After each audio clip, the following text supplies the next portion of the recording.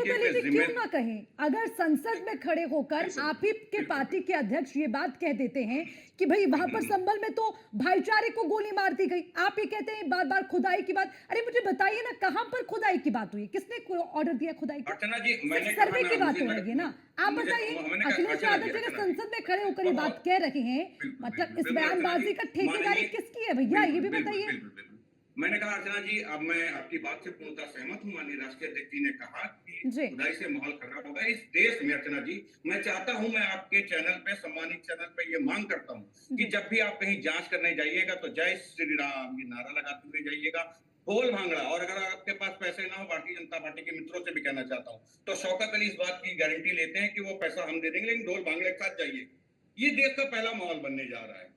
इस बात की आपत्ति की है माननीय राष्ट्रीय अध्यक्ष जी ने, और इस बात के लिए अगर आप सहमत हैं कि अर्चना जी ऐसा होना चाहिए, तो मैं आपको बधाई दूंगा कि आप उन लोगों के साथ हैं जो देश का माहौल खराब करते हैं।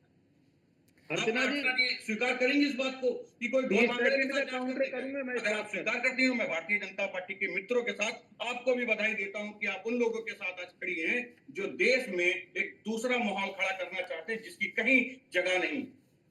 लेकिन कोई इसको शौकत स्वीकार अली जी करना मैं नहीं इस चाहता। बात से भी सहमति नहीं जताती कि आप यहाँ पर जाकर ये कह रहे हैं कि सीयू ने वहां पर गाली गलौज की है, गोलियां चली। अरे भाई, जब ये साफ हो गया, खैर अब तो जुडिशियल कमीशन बैठेगा, उसके आगे आप अपने तमाम आरोपों को रखिए, लेकिन भ्रम की स्थिति पैदा मत करिए शौकत अली जी। ये भी मैं साफ कर देना चाहती हूँ। आप मुझे बताइए कहाँ ये स्थिति साफ हुई है कि पुलिस की गोली से वहां पर हत्या हुई? लगातार ये भ्रम भी तो फैलाने की कोशिश विपक्ष ने की, इस पर भी अपना स्टैंड रखिए।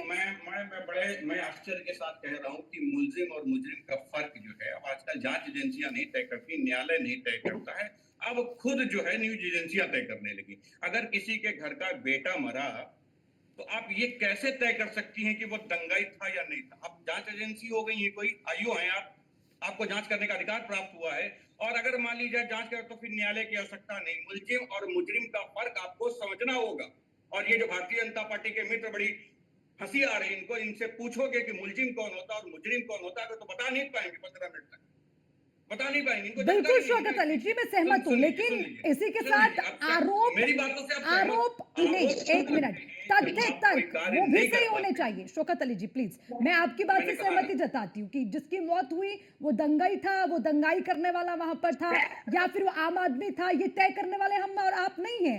लेकिन दूसरी बात ये भी है कि वहां पर किसकी बंदूक से गोली चली है, और उस पर भी ये आप तय नहीं करेंगे, जांच होगी, उसके बाद जो तस्वीर सामने आएगी। ठीक है, आपके आरोप एक तरफ, तो आप उस पर आरोप लगाइए, ये मत कहिए कि गोली चली, किसकी बंदूक से गोली चली, ये आप नहीं तय करेंगे। बिल्कुल हम नहीं तय कर रहे हैं, हम तो कह रहे हैं किसी की जान गई, उससे हमको संवेदनाएं व्यक्त करने का अधिकार ही हमसे छीन लिया जा रहा है कि आप जा नहीं सकते वहां।